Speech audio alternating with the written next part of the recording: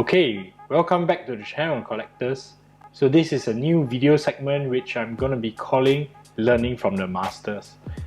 This is where I look at famous artists and very awesome miniature painters and try to dissect some information from what they have already painted to see what we can learn from this. Anyway guys, please make sure you stay to the end because I'll be sharing some color approximations if you want to paint up Demon Book the way Lan Studio has done it.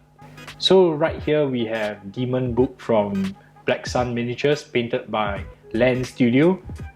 This piece is extremely atmospheric, showing some red OSL emitting from the book, and this witch lady is surrounded by demons, possibly from the book.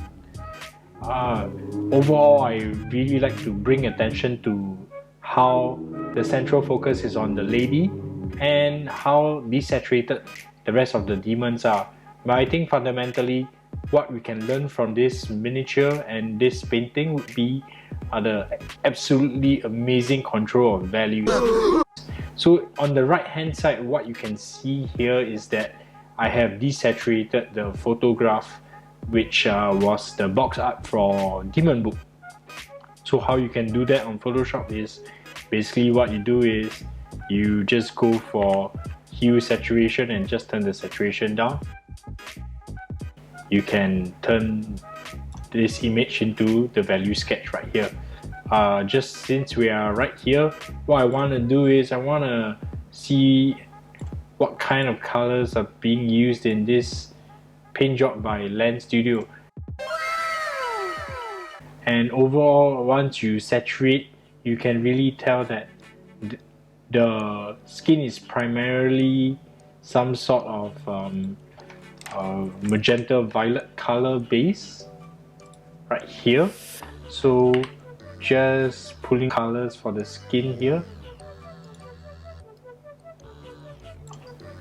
So the mid-tone of the skin is some lilac color. Shadows have some influence of magenta, and the red coming out of the book, of course, it's just red. And overall, the rest of demons are blue based with hints of the book colors coming out. So overall, these are the colors that are used in high exaggeration. However, let's just tune this back. Okay, so now back to how the picture was. Let's get a more accurate color sampling of what he has done. So the mid-tone is some sort of lilac color. I'm just gonna reduce the brush size here. So for the skin tones, the mids are some lilac, the highlights are this white grey, and the shadows have a tinge of warmth from the underglow right here. Okay, let's just go into the really deep shadows here and let's have a look. Okay, so this is the skin colors that he has used. I just want to bring some attention to this area of complexity here. He has a degree of blue, which is influence in the environmental light. Okay, for the hair, this is the hair color. For the highlights, a lot more bluish, grayer, and grayest. It's almost a black. Can't really see that. Okay, now let's just look at the demon skin. So for the demon skin, I would say this is the highlight. Somewhere here would be the mid-tone, blue grayish, but interestingly in the shadows, it's a lot warmer. Okay, so these are some of the colors being used. Of course, let's just sample in the reds too. So for the glows, this is probably a highlight. This is a mid-tone for the glows, and this is the shadows. So overall, if you look at this color scheme, it's mostly just two colors, just blue and reds, which I find it very amazing. Lilac is probably a combination of the two rather.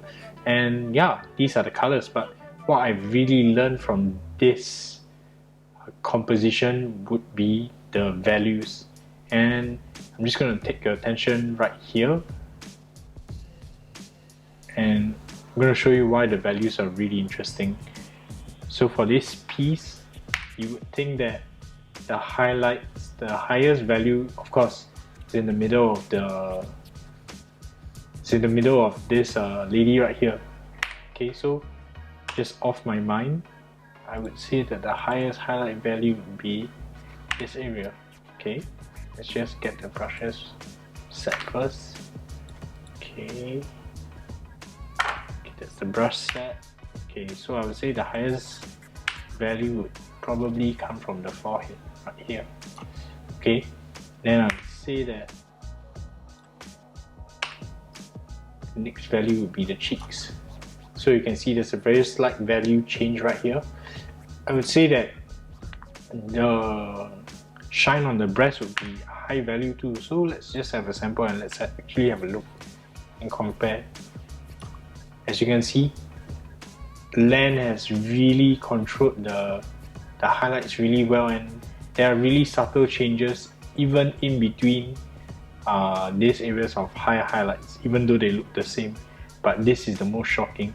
So you would think that this shine on her breast piece would be of a very high value, and I personally got a shock myself. So as you can see right here, I'm sampling the color and look at that value jump. It's actually a very big difference in value right here. And if you look at the reflected light of the red, you think that it's high value, but no, it's actually pretty dark too. So you can see right here, the highlight on the breast piece, it's probably the same value in highlights as the reflected light. However, it does not match the rest of the skin, which really brings the attention to the middle area. And just zooming in right here, so just really wanted to see whether the glows in the eyes have the same value too. So let's have a look. So if you can see, the glows in the eyes don't have the same values as the highlight color. So this is why I like it, because it doesn't take away the attention away from the middle area, and really gives the composition a lot more attention and drives the gaze of the viewer all the way to the middle. So if you can see, the highlights in the middle are really strong. Just going to sample the demon skin right here. That's the highest point of the demon skin, and if you look, it just gradually gets darker and darker, and there is no contention in the values. That's why I think this is really useful for all you guys to see how value can be used to draw the attention of the viewer to the middle of the screen, or at least to the subject.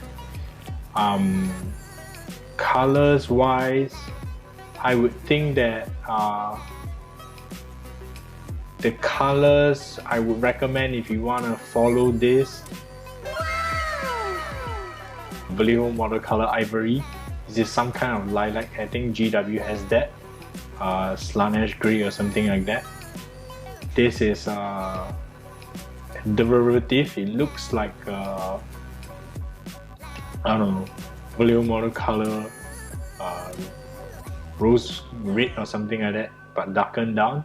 These are very clearly blue gray, pale blue gray, and this is probably some mix of flesh tone into one of the grays, or probably a flesh tone mixed in with a grey.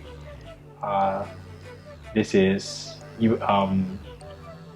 from GW. I would think that this is Mephiston Red, yeah, Evo Sun Scarlet mixed in with a little bit of white, grey maybe, and then this is probably Vinoxide mixed in with a bit of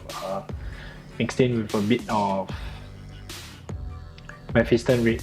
From my knowledge, Michael does use Chimera colors, so these all can be achieved with Chimera colors.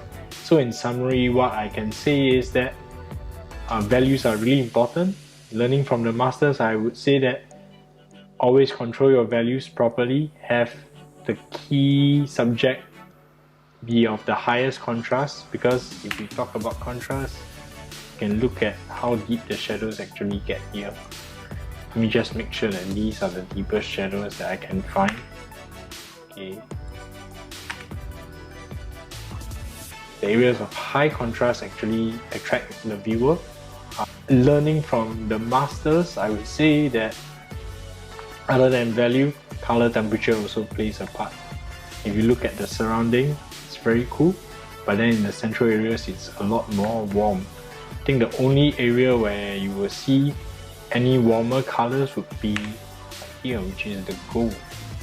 So you don't really see this gold yellow color anywhere else other than this central area. The rest of the miniature is very cold and dark, which in my opinion just draws my gaze towards her face, then towards this central area where the book is, which is the composition.